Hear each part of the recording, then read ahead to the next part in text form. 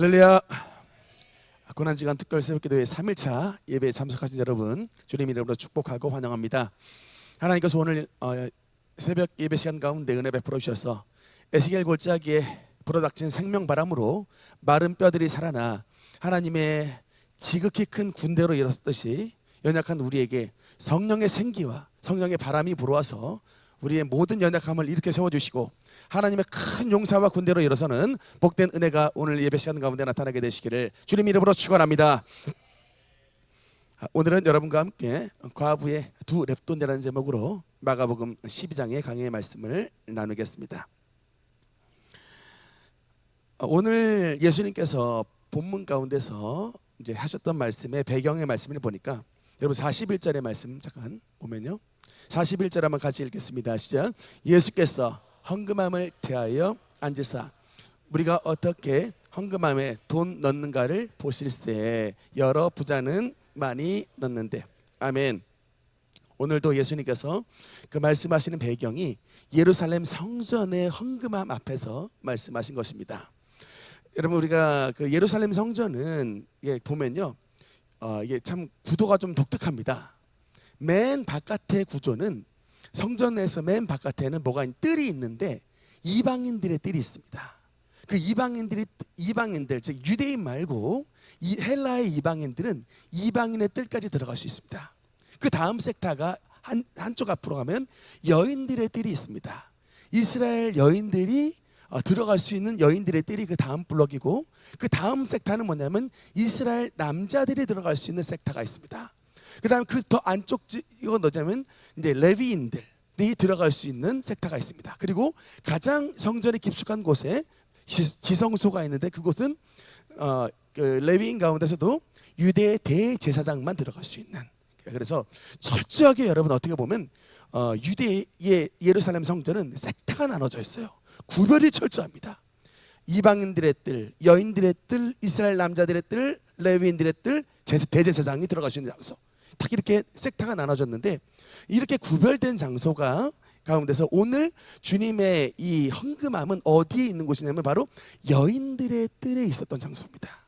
그러니까 그 여인들의 뜰의 앞에서 이 헌금함이 있었기 때문에 이 오늘 이름 나와 있지 않은 한 과부가 그곳까지 들어가서 헌금을 냈던 스토리가 바로 오늘 가운데 나타나 있는 배경의 말씀인 것입니다.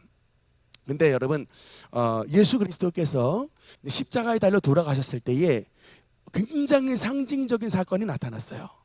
예수님께서 십자가에 달려서 돌아가신 순간에 성전에서 어떤 일이 일어났느냐, 그 휘장이 있죠. 이 대제사장이 들어갔을 때 이 성소와 지성소를 구분하는 휘장이라는 그 커튼이 있는데, 주님께서 십자가에 달려 돌아가셨을 때에 그 휘장이 위에서부터 아래로 쫙 찢어지게 됐다라는 말씀이 기록되어 있습니다. 그래서 이제 그 성소와 지성소를 구분하는 휘장이 찢어졌다라고 하는 말씀이 무엇이냐면, 이제 우리 주 예수 그리스도의 십자가의 고난으로 성전 안에 있었던 모든 섹터가 다 무너졌다는 거예요. 둘을 하나로 만들어 버렸다는 겁니다. 옛날에 예수님이 오시기 전에는 섹터가 확실해요. 이방인은 여기까지, 여인들은 여기까지, 레위는 여기까지, 대제사장은 여기까지, 이게 섹터가 나눠졌는데 예수 그리스도의 죽으심으로 말미암아 이런 모든 차별했던, 세상에 있었던 모든 차별이 다 무너지고 주님 안에서 성령을 힘입어 다 주님의 지성소로 들어갈 수 있는 문이 열리게 됐다는 거예요. 여러분, 그래서 우리가 항상 기도하는 지금 그 기도 제목 있죠. 긍휼하심을 얻고 때를 따라 돕는 은혜를 얻기 위하여 은혜 보좌 앞으로 담대히 나아갈 것이니라. 여러분, 이거는 원래 구약 시대로 말씀을 봐서는 말도 안 되는 말이에요.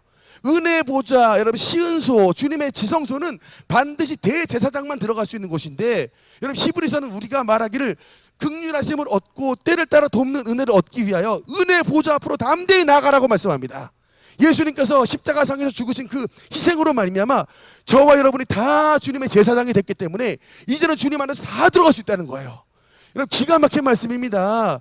더더군다나 여러분, 우리가 유대인들도 아닌데 이방의 여러분 그냥 버려진 족속 같은 저와 여러분에게 주님께서 이런 주님께서 대제사장이신 예수님을 믿는 저와 여러분에게 제사장의 직분을 맡겨주셔가지고 그 구분이 다 무너짐으로 말미암아 주님 앞에 은혜 보좌 앞으로 다 들어갈 수 있는 길을 열어놓으신 것입니다. 그것이 바로 주님의 십자가의 보혈의 능력인 것을 기억해 주시기 바라는 것입니다. 그래서 지금의 이제 오늘 본문의 마가복음 12장의 말씀은 아직 예수님의 십자가의 사건이 일어나기 전이기 때문에 이런 섹타의 구분이 확실하게 있었던 그런 배경하에서 예수님께서 여인들의 뜰에 있었던 헌금함 앞에서 말씀하시는 것인데, 특히 여러분 저는 이제 이 41절의 말씀이 굉장히 우리에게 의미가 있는 말씀이라고 봅니다. 여러분 왜냐하면 봐보세요. 다시 한번 41절 말씀해 보니까 예수께서 헌금함을 대하여 앉으사 무리가 어떻게 헌금함에 돈 넣는가 보실세. 여러분 이 말씀은 우리에게 무엇을 말씀하실까? 이게 여러분 예수님이 그냥 그때만 관심이 있었던 게 아니고요, 주님을 믿는 모든 성도들이 과연 주님 앞에 어떻게 헌금 생활을 하시는 것을 주님께서 주목해 보신다는 겁니다. 그러니까 여러분 이제 우리 능력교회는 헌금함을 어지간하면 돌리질 않아요.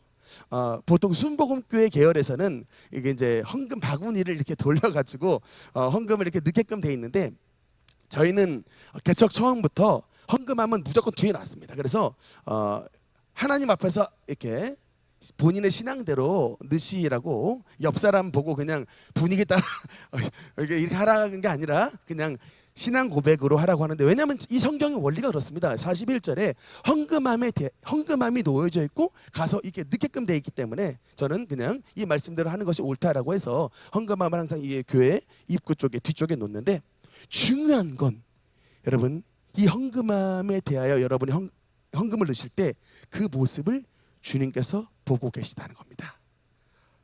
헌금함에 대하여 앉으사 무리가 어떻게 헌금 넣는가를 보실세.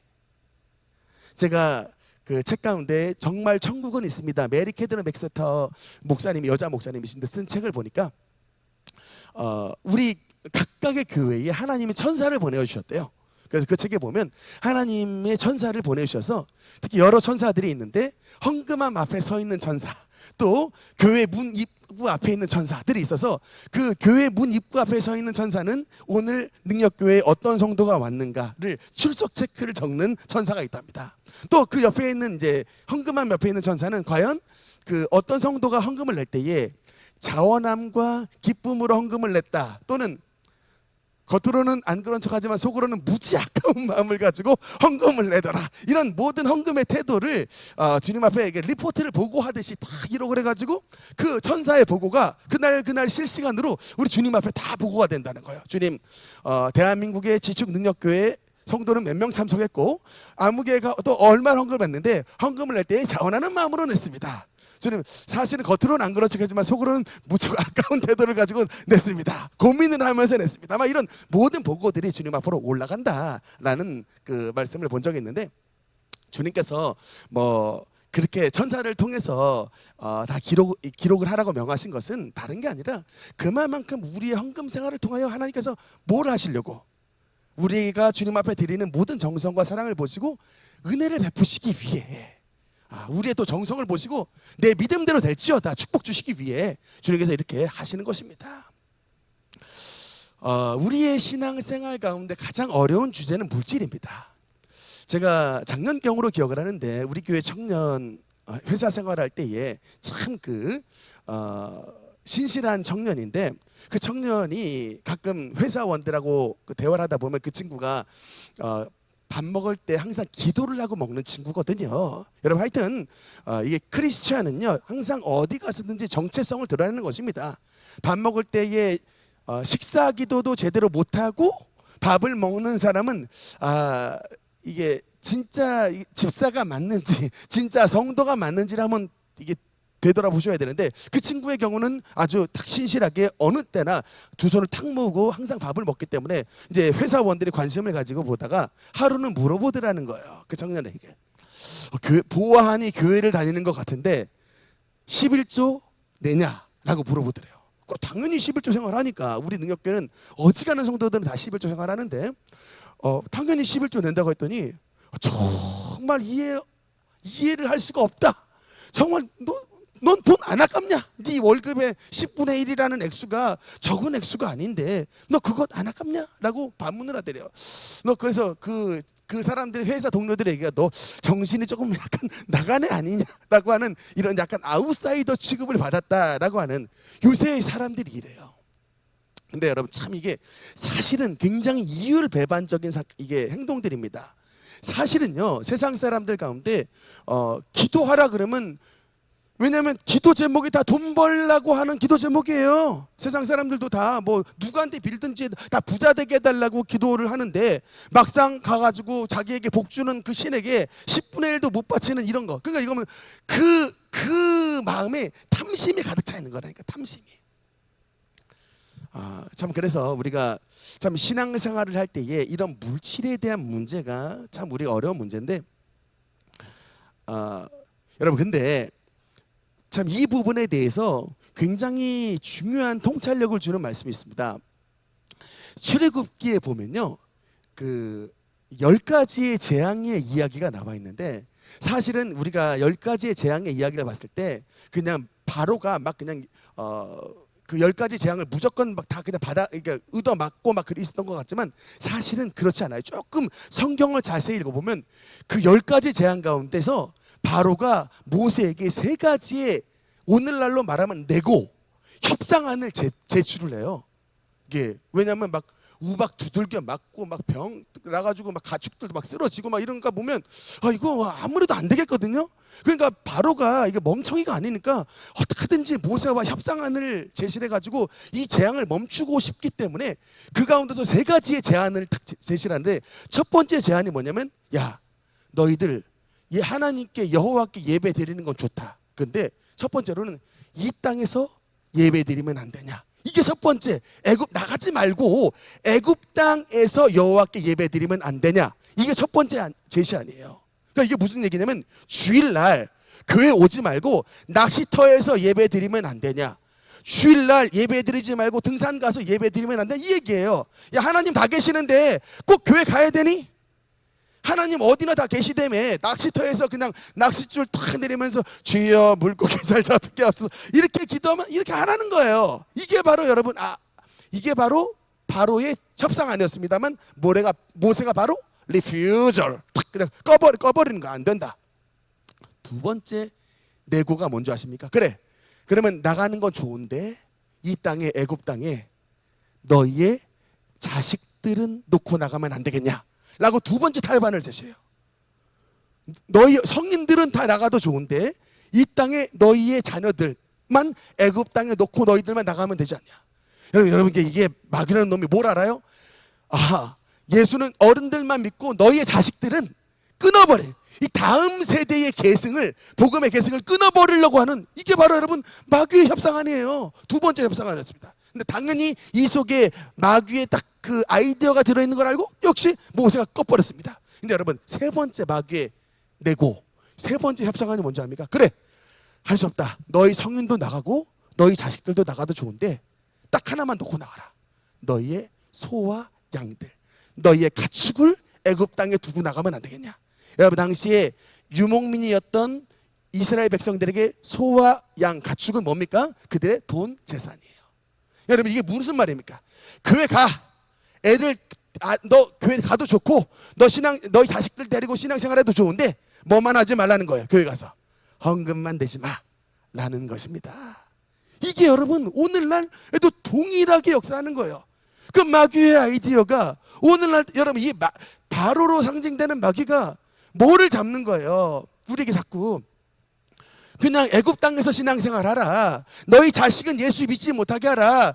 너희 헌금은 내지 마라. 여러분 이렇게 하는 거예요. 근데 여러분 이것을 다 마귀의 계략인 줄 알기 때문에 주님께서 뭐라고 말합니까? 너의 보물이 있는 곳에 내 마음도 있느니라고 말씀했습니다. 한 사람이 두 주인을 섬기지 못하나니 혹 이를 사랑하고 저를 경히 여기거나 혹 이를 중히 여기며 저를 경히 여길 것입니다. 너희가 하나님과 재물을 겸하여 섬기지 못하느니라. 이렇게 그러니까 우리의 보통의 삶 가운데 이렇게 말하자면 돈을, 물질을 하나님으로 섬기라고 하는 거예요. 그러니까 이런 모든 시험에서 이제 우리가 극복을 해야 하나님을 진정하게 믿는 그런 신앙생활이 되게 되는 것입니다. 근데 제가 또 좀 안타까운 게 뭐냐면, 또 우리 기독교의 한 분야 가운데 요새 좀 그런 유튜브 영상들을 많이 봤는데 하나님의 이 축복에 대해서 특히 이제 좀 굉장히 좀 알러지를 막 일으키는 그런 분들이 굉장히 많아요.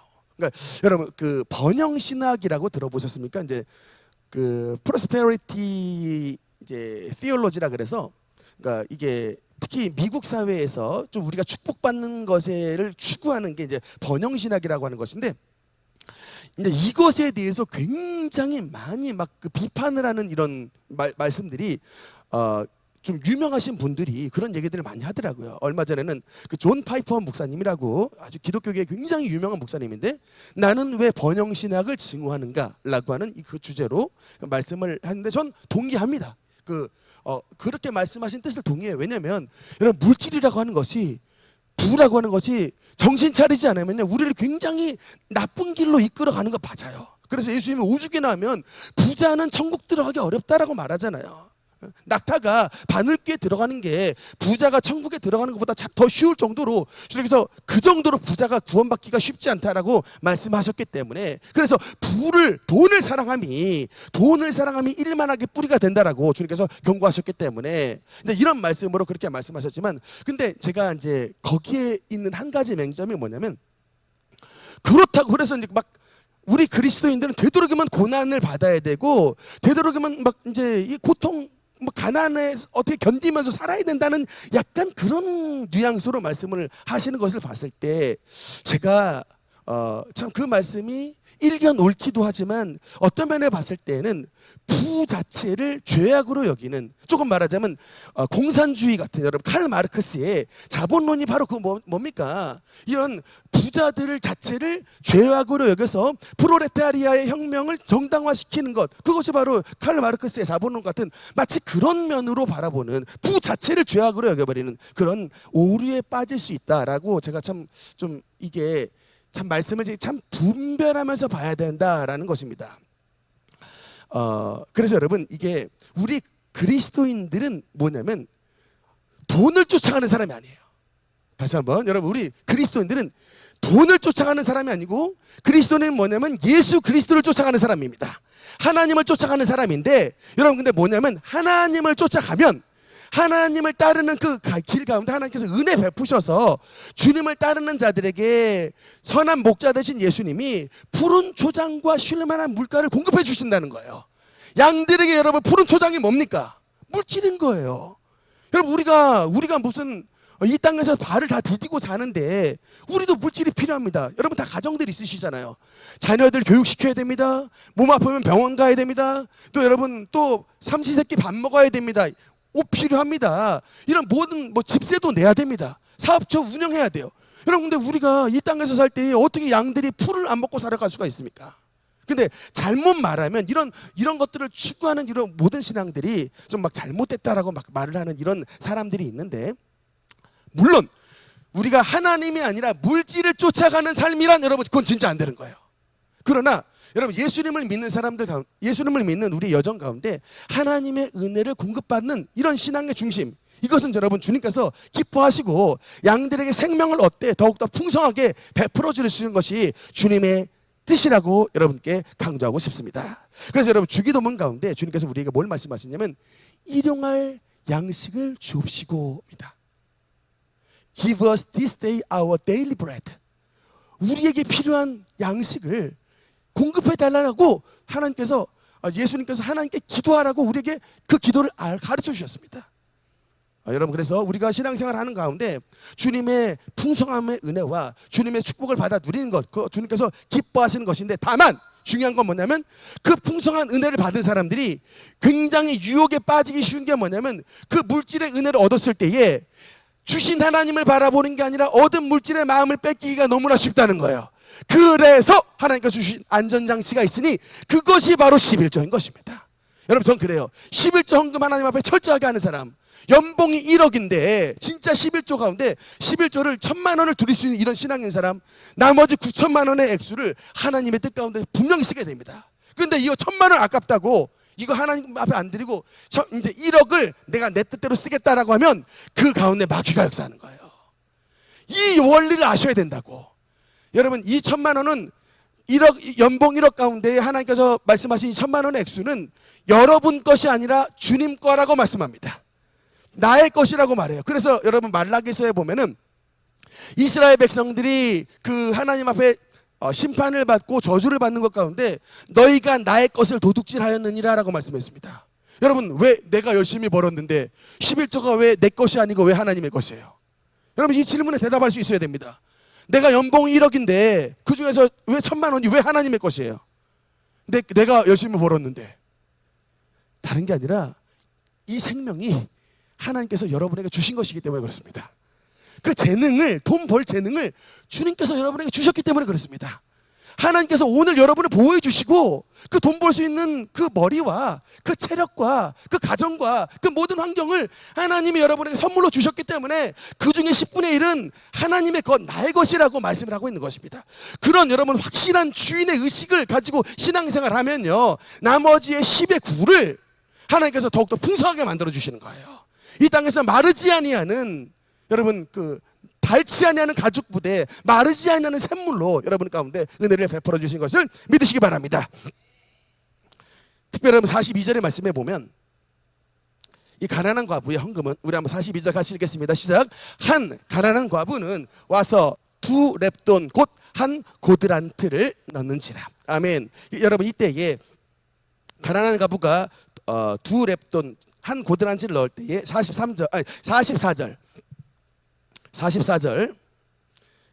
같이 읽겠습니다. 시작. 그들은 다 풍족한 중에서 넣었거니와 이 과부는 그 가난한 중에서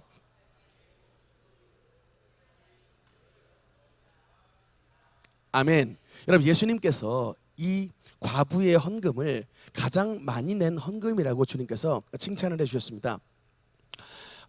오늘 성경에 돈 단위가 나오는데 2렙돈 한 고드란트라고 나와 있습니다. 사실은 여러분 성경에 굉장히 많은 화폐 단위가 나와요. 그래서 여러분 원래 유대인의 기본 화폐 단위는 세겔이라는 단어입니다. 지금도 여러분 예루살렘에 가면 이스라엘에 가면 세겔이라는 돈을 써요. 돈 단위가 세겔입니다. 근데 당시 이 유대 사회는 로마의 식민지였기 때문에 로마의 돈이 화폐가 통용이 되고 있었어요. 그래서 그 로마의 돈이 여러분 이제 고드란트고 거기 보니까 렙돈이 써 있죠. 그 렙돈은 뭐냐면 헬라의 화폐예요. 그러니까 헬라어도 있고 로마어도 있고 유대 히브리어도 있는 이게 언어처럼 돈도 세 가지 단위가 쓰였던 거예요. 그래서 세겔도 쓰이고 렙돈도 쓰이고 고드란트도 쓰였는데 이 고드란트, 렙돈이 최하 단위예요. 제일 낮은 거. 그다음에 유대 사회에서 가장 높은 단위의 화폐가 뭐냐? 달란트입니다.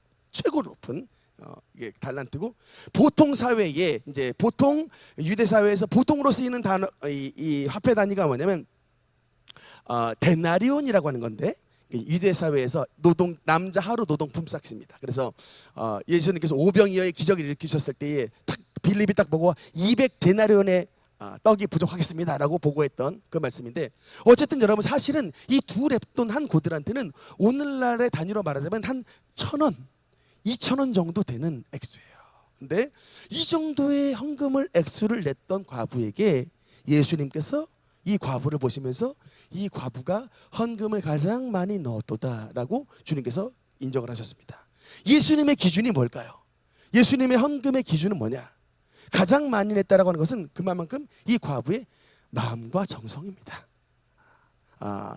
이 당시 헌금함의 여러분 이 모양이 보면은 나팔 모양으로 돼 있어요. 근데 여러분 이게 마태복음 6장에 보면은 너희가 구제할 때에 저희 앞에 나팔을 불지 말라라고 하는 말씀이 있는데, 저는 이것이 도대체 무슨 말씀인가 했더니 알고 보니까 헌금함의 모양이 여러분 나팔 모양으로 돼 있대요. 그러니까 입구는 이렇게 커가지고 지나가면서 쉽게 넣을 수 있지만 그 사이에 관은 굉장히 나팔의 줄기처럼 돼 있어가지고 이게 양상군자 있죠. 이 도선생이 손을 넣어서 빼가지 못하게 이렇게 입구는 넓지만 내려가는 통로는 굉장히 적게끔 돼 있는, 그렇지만 떨어지면 대부분 이게 동전이기 때문에 소리가 땡그랑 땡그랑 땡그랑 나가지고 대강 사람들이 소리를 들으면 저 양반이 헌금을 대강 얼마를 냈다라는 것이 금세 알 수 있는, 마치 나팔 소리가 울려 퍼지듯이 이렇게 나는. 근데 당시에 유대 사회는 이게 체면 문화이기 때문에 돈 많은 사람이나 부자들이나 또는 뭐 바리새인들이나 이런 사람들은 이런 어떤 자신의 위신을 위해서 일부러 막 많이 넣는 걸 하는 거예요. 막 땡그랑 땡그랑, 마치 뭐 이런 표현을 말하기 못하지만 잭팟 뭐 터지는 소리 나듯이 막 땡땡땡땡땡 하면 야, 저 사람 참 신앙 좋네 막 이렇게 인정받으려고 일부러 많이 넣는 그런 세태가 있는 속에 예수님께서 그런 것, 사람에게 보이려고 하는 구제, 사람에게 보이려고 하는 헌금이 하나님 앞에 상달이 되는 것이 아니라 이런 아무도 바라보지 않는, 그렇지만 사실은 이 극빈한 과부의 이 두 렙돈, 한 고들한테 헌금을 낸 이 과부가 가장 많이 넣었다라고 주님께서 인정하시는 것은 그의 마음, 그의 중심이 다른 어떤 외식하는 사람들과 달리 하나님께 진실한 마음을 담아, 특히 여러분 이 당시에 여인들의 뜰에 있었던 이 헌금함은 어느 용도로 쓰였냐면 구제 헌금으로 쓰였대요. 여러분 이 가난한 과부, 사실은 여러분 이 성경에 보면 포인트가 가난하다예요. 과부, 가난한 과부. 근데 여러분 가난하다는 단어가 성경에 보면은 두 가지로 나와 있는데, 하나는 프토코스라는 단어가 있어요. 심령이 가난한 자는 복이 있나니 천국이 그들의 것이미요 라고 할 때 이 단어가, 이게 프토코스라는 단어가 있고, 또 가난하다라는 단어의 뜻이 뭐냐면 휘스테레시스라는 단어가 있는데, 이게 둘 다 가난하다는 뜻이지만 약간의 차이가 있는 게, 휘스테레시스라는 가난하다 이거는 절대적 가난이고요, 프토코스라는 가난은 뭔가 좀 상대적인 가난이에요. 그러니까 여러분 이 가난한 과부는 뭐냐면 상대적으로도 가난하지만 진짜 절대적으로도 빈곤한 사람이라는 거예요. 그렇게 가난한 입장인데, 이 가난한 과부가 헌금함에 헌금을 넣었다라고 하는 것은 자기도 가난한 처지에 있지만 자기보다 더 가난한 사람을 긍휼히 여겨서 그곳에 자신이 가지고 있었던 생활비 전부를 넣어 놓을 수 있는 그 마음이, 하나님에 대한 사랑과 더 연약한 사람에 대한 긍휼의 마음을 가지고 그 헌금을 넣었을 때에 주님께서 그 여인의 헌금을 가장 많이 냈다라고 인정해 주셨던 것입니다. 주님은 저와 여러분의 마음을 보시는 거예요. 우리의 중심을 보시는 것입니다. 여러분 그래서 항상 우리가 저도 이제 뭐 신앙생활 오래 하다 보니까 헌금을 좀 습관적으로 드리는 경향들이 있어요. 습관적으로 그냥 뭐 때되면 그냥 11조 내고, 그냥 때도 항상 감사헌금 내고, 이거 항상 습관적으로 드리는 이런 경향들이 있는데, 제가 다시 한번 이 과부의 두 렙돈의 헌금을 가장 많이 냈다라고 하는 예수님의 평가를 보면서 우리 옛날에 믿음의 선진들의 신앙의 자세들이 떠올랐던 거예요. 여러분 옛날에 어른들은요 진짜 헌금 10,000원짜리 하나 내도요 주일날에 헌금을 다려가지고 냈어요. 주일날에 헌금을 다리고, 또 뭐 이게 10,000원짜리가 생겼을 때 빳빳한 그 빠다시 종이, 빠다시 헌금이 생기면 이거는 하나님께 드리겠다고 따로 구별해 놓은 거예요. 사실은 여러분 뭐 빳빳한 10,000원짜리 헌금이 갑자기 그게 20,000원이 되는 게 아닙니다. 똑같은 10,000원인데 왜 옛날에 어른들은 이렇게 이런 행동들을 했을까요? 우리 예수님께 자신의 정성을 드리고 싶은 거예요. 자신의 중심을 드리고 싶은 겁니다. 자신의 마음을 드리고 싶은 거예요. 이 마음과 정성과 이 중심을 주님께서 기뻐 받아주셨던 거예요. 그런, 여러분 참 어떻게 보면 좀 답답하고 좀 막힌 것처럼 보이지만 그 어르신들의 신앙이 대한민국의 여러분 부흥의 토대가 됐던 것입니다. 근데 오늘날 여러분 너무나도 많은 성도들이 너무나 머리가 잘 돌아가. 목사도 머리가 너무 잘 돌아가고 우리 성도님들도 머리가 너무 잘 돌아가요. 그러다 보니까 제 꾀에 자기가 속아 넘어가는 일들이 너무나도 많이 있는 거예요. 그냥 주님 안에서 그냥 우직하게 뭐 잔머리 굴리지 않고 우리 주님을 사랑하는 마음, 우리 주님께 제일 좋은 것을 드리고 싶은 이런 정성을 가지고 신앙생활을 한다면 과연 주님께서 우리를 외면하시겠는가? 여러분 중요한 건 이 가난한 과부의 헌금을 가장 많이 넣으셨다라고 했을 때 어떻게 보면 여러분 예수님이 좀 너무하신 분이 아닌가라고 생각이 드실 수가 있어요. 아니 벼룩의 간을 내먹지 저 가난한 과부의 생활비 전부를 가져가시면서 뭐 칭찬하시는 예수님의 모습이 조금 여러분 부당하다고 생각이 느껴지시지 않습니까? 꼭 그거 가져가셔야 됩니까 예수님? 이렇게 생각이 들 수가 있는데, 여러분 우리가 그럼에도 불구하고 예수님이 이 여인의 마음을 칭찬하셨다, 이 중심을 칭찬하셨다라고 하는 것은 이 뒷스토리가 나오지 않지만 어떻게 되겠습니까? 주님께서 은혜 이 사람이 가장 많이 하나님 앞에 헌금 드렸다라고 칭찬하시는 순간 그 여인이 굶어 죽었겠습니까? 그 여인의 삶이 새드 엔딩으로 끝났겠습니까? 저는 절대로 그렇게 끝나지 않았다고 봐요. 예수님이 칭찬하시는 순간 하나님의 도우심의 공급이 임하여서 하여튼 어떤 방법과 어떤 수단으로든지 하나님께서 이 가난한 과부 여인을 살도록 만들어 주셨다. 저는 이것이 분명히 성경의 마음이라고 믿습니다. 말씀의 결론을 맺겠습니다. 사랑하는 성도 여러분, 오늘 이 참 물질 만능주의의 시대 속에 살고 있는 저와 여러분에게 주님께서 요구하시는 신앙, 주님께서 기뻐하시는 신앙은 바로 이 과부의 두 렙돈과 같은 신앙입니다. 어떤 절대적인 것이 아니라 나의 상황 가운데서 주님 앞에 감사하며 나보다 더 어려운 사람을 바라보고 나보다 더 어려운 사람을 도와줄 수 있는 이런 사랑과 구제의 마음을 우리가 가졌을 때에 하나님은 그 정성을 가장 기쁘게 봐주시고 저와 여러분의 헌금 생활을 가장 기쁘게 여겨주시며 하나님의 하늘의 문을 활짝 열어주셔서 우리 삶 가운데 때를 따라 돕는 은혜로 충만하게 채워주시는 것을 믿으시기 바랍니다. 오늘 그 은혜가 기도하시는 우리 모든 성도님 가운데 임하게 되시기를 주님 이름으로 축원합니다. 기도하시겠습니다.